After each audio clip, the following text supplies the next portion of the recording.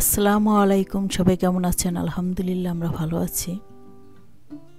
তো দুপুরে রান্নার জন্য ডাল ধুয়ে নিলাম, আর কিছু কাচের বাটি আছে, তো এগুলিও ধুয়ে নেব।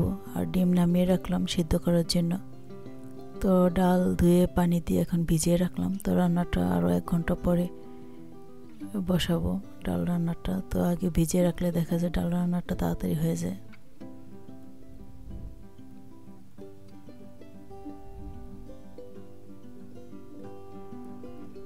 তো ডিম সিদ্ধ বসিয়ে দিলাম আর চুলা অন করে দিলাম। এখন বাটিগুলি ধুয়ে নেব।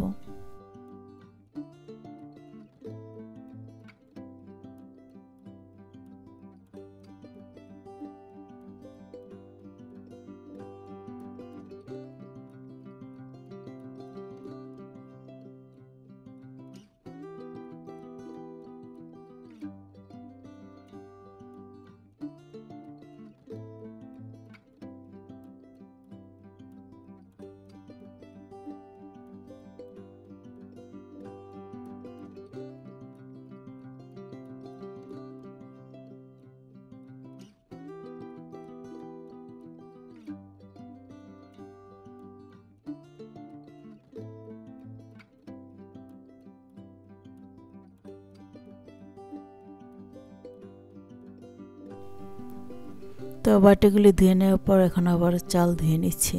তো ভাত রান্না বসাবো।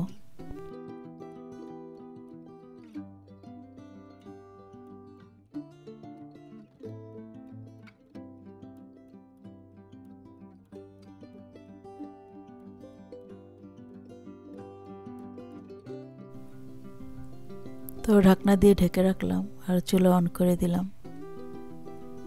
আর এদিকে ডিম সিদ্ধ হয়ে গেছে, তো চুলা অফ করে দেব।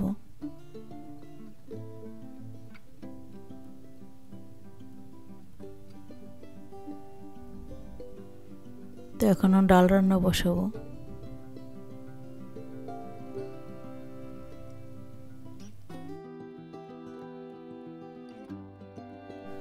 তো চুলা অন করে দিলাম, আর এক চুলায় ভাত রান্না হচ্ছে আর এক চুলায় ডাল রান্না হচ্ছে। তো ছোট ছেলে অরেঞ্জ খেতে চাইলো, তো ওকে আবার 2টা অরেঞ্জ ছুলে দিব।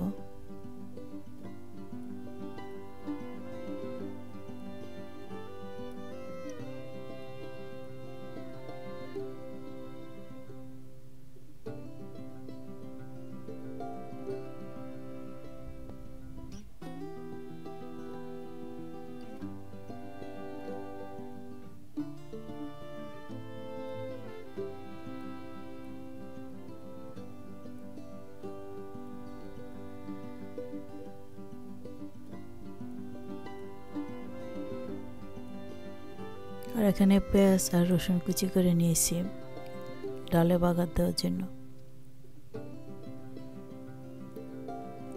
তো ডিমগুলি ছুলে নেব।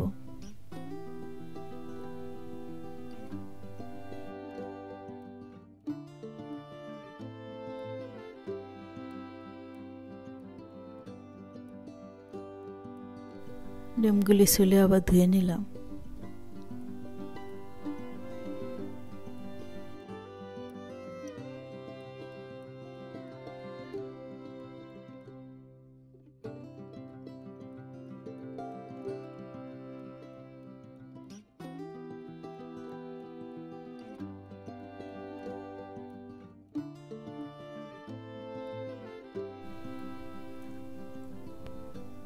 ডাল সিদ্ধ হয়ে গেছে, তো ডালের যে ফেনাটা আছে এটা উঠিয়ে ফেলে দেব।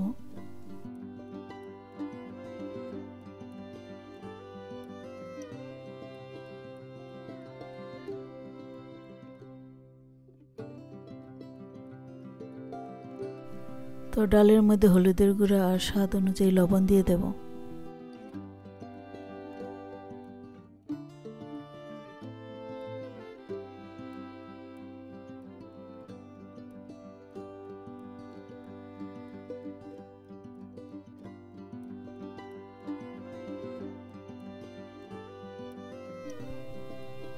ভাত রান্না হয়ে গেছে, তো ভাতের মাড় এখন ফেলে দেব।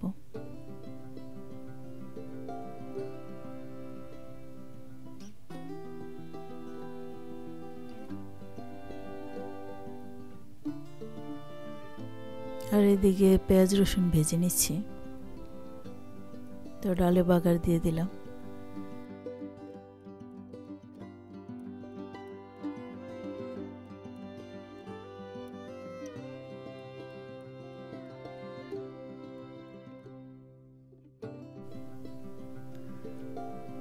তো চুলা অফ করে দিলাম, ডাল রান্না হয়ে গেছে।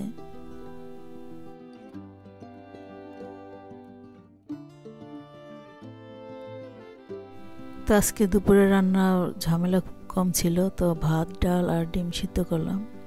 তো কালকে রান্না করা মাছ ছিল, যার কারণে আর আজকে মাছ রান্না করিনি। তো আমি যে ফুটপাত দিয়ে হেঁটে যাচ্ছি, তো এগুলিতে লবণ ফালানো হয়েছিল, যে বেগুনি কালার দেখা যাচ্ছে গুঁড়া গুঁড়া। এগুলি 15 দিন আগে যে স্নো পড়ছিল, ওই স্নো পড়ার আগের দিন এই লবণগুলি ফালানো হয়েছিল। এই লবণের উপরে স্নো পড়লে স্নোগুলি তাড়াতাড়ি গলে যায়। তো এখন আবার আমি দুপুরবেলায় সায়ানকে নেওয়ার জন্য আসলাম। তো ওর বাস 1 মিনিটের মধ্যেই চলে আসবে। আর আজকে আমাদের এখানে -7 ডিগ্রি চলতেছে। তো আমি ভারী জ্যাকেট পরে বের হয়েছি, তারপরও আমার শীত লাগতেছে। তো প্রচণ্ড ঠান্ডার কারণে আজকে ওদের 2 ঘন্টা ক্লাস করায়নি। ওদের ক্লাস শুরু হয় সকাল 8:30 থেকে। তো বাস আসে 7:30টার দিকে, 1 ঘন্টা আগে বাস আসে নিতে। তো আজকে বাস আসলো 9:30টার দিকে, আর ওদের ক্লাস শুরু হয়েছে 10:30টার দিকে। তো সকালে প্রচণ্ড ঠান্ডার কারণে আমি বের হইনি। তো ওর আব্বু এসে বাসে উঠিয়ে ওকে দিয়ে গেছে। তো এখন আবার দুপুরবেলায় আমি ওকে নিয়ে যাচ্ছি। তো দুপুরবেলা সকালকার তুলনায় একটু শীত কম, যেহেতু রোদ উঠছে। তো কালকেও এরকম ঠান্ডা থাকবে। তো কালকেও ওদের মনে হয় 2 ঘন্টা এরকম স্কুল পিছায় দিবে। তো এই প্রচণ্ড শীতের মধ্যে স্কুল বন্ধ দিলে সবচেয়ে ভালো হতো, কারণ বাচ্চাদের তো খুব কষ্ট হয় এত সকালে উঠে ঠান্ডার মধ্যে বাস স্টপে যাওয়াটা।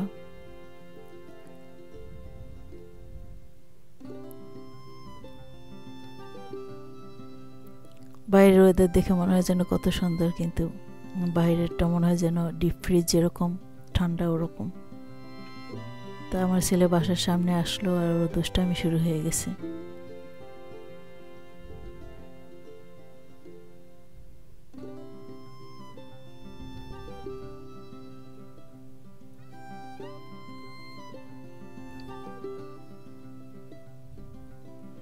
তো বাসায় এসে আবার বড় ছেলেকে গোসল করালাম। তো গোসল করার পরে আবার ওকে দুপুরের খাবার খেতে দিলাম। তো আমার ছেলে আবার স্কুলের খাবার পছন্দ করে না, ও স্কুলের খাবার খায় না। তো ওকে নাস্তা দিয়ে দিই, ওগুলিই খায়। তো ওই বাসায় আসার পর আবার ওকে খেতে দিলাম। তো খাওয়া দাওয়া করলো। তো এখন আবার আমাদের বিকেলের টাইম। তা আগের থেকে একটু দিন বড় হয়েছে। আগে তো 4:30টার দিকেই সন্ধ্যা হয়ে যেত, এখন প্রায় 5:30টার দিকে সন্ধ্যা হয়।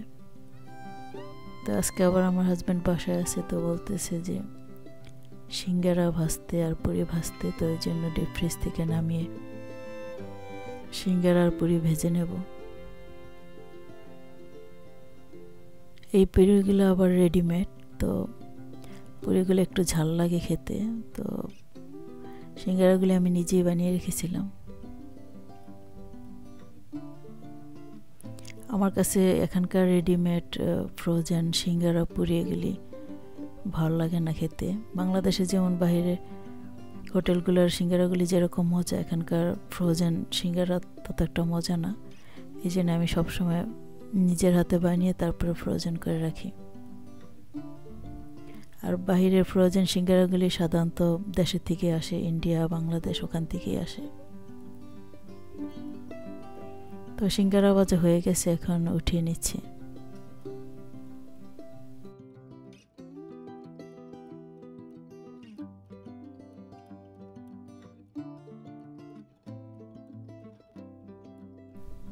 তো এখন আবার পুরি ভেজে নিচ্ছি।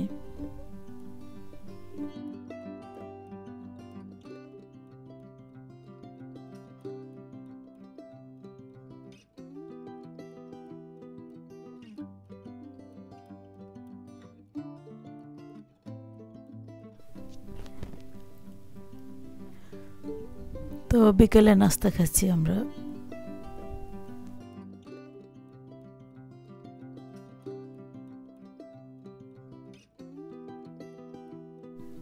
তো আমরা বিকালে নাস্তা খাচ্ছি, আর বড় ছেলে আবার চকলেট খেতে চাইলো। তো দেখলাম যে চকলেটের 4টা আছে, তো ওকে আবার বের করে দিচ্ছি।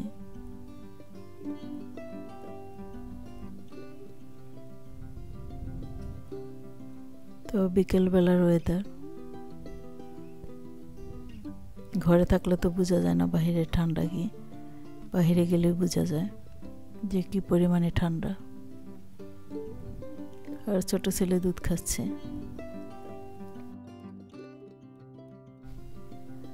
বাচ্চাদের জন্য অনেকগুলো সিরিয়াল বার আনছিল, তো ওগুলো আর ওরা খেলো না। তো দেখা গেছে যে মাঝে মধ্যে আমি আমার হাজব্যান্ড খেয়ে শেষ করলাম। তো আজকে আবার ওকে একটা বের করে দিলাম। তো ও দেখি কি মনে করে একটু খাচ্ছে। আর বারগুলো এত নরম, ও যদি হাতে নিয়ে খায় দেখা যায় ভেঙে সব পড়ে যাবে।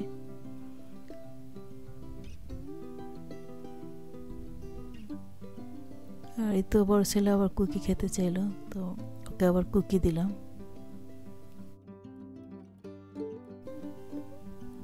তো এখন বাজে সন্ধ্যা। তো সন্ধ্যার দিকে আবার বড় ছেলে আর ছোট ছেলে ছোলা ভাজা খেতে চাইলো, তো ওদেরকে আবার ছোলা ভাজা দিলাম। তো ছোলার যে চোকলাগুলি আছে ওগুলি আবার বেছে ফেলে দিলাম। তো সবাই ভালো থাকবেন, সুস্থ থাকবেন। নেক্সট ভিডিওতে দেখা হবে। আল্লাহ হাফেজ।